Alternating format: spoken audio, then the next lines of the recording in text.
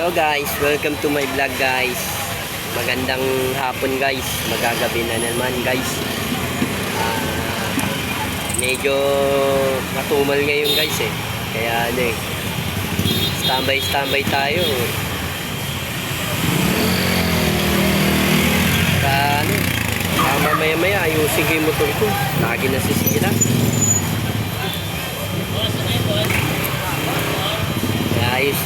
Mag-ayos tayo ng motor mamaya. Kaya isang biyahe pa lang. Yung isa na-cancel ko dahil sira yung motor. Kaya tanghaling na, hapon na. Ayan guys Yan yung mga store.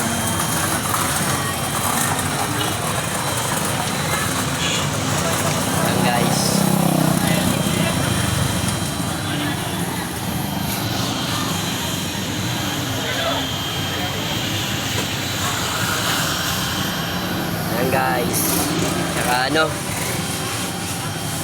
always strong lang sa buhay natin. Stay matatag lang kahit anong pagsubok sa buhay natin. Lagi tayong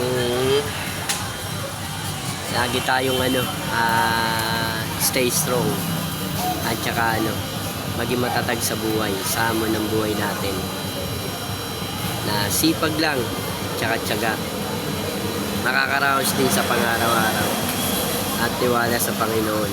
Ya Allah. God bless to our and God bless to our in our future. Tiwala lang sa buhay natin. Yan. Ayo guys.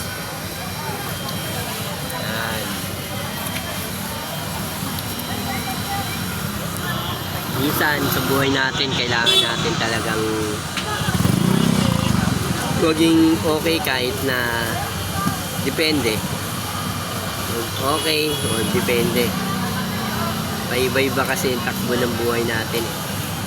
At paiba-iba din ang pananaw natin sa buhay. Prinsipyo kung anong pananaw natin. Ito ang takbo ng mundo. Ang mundo mapaglaro guys. Ang buhay sa mundo hanggang doon lang guys, at saka tiwala sa buhay natin. To be is to believe in one God, in one future. Thanks God. Thank you guys.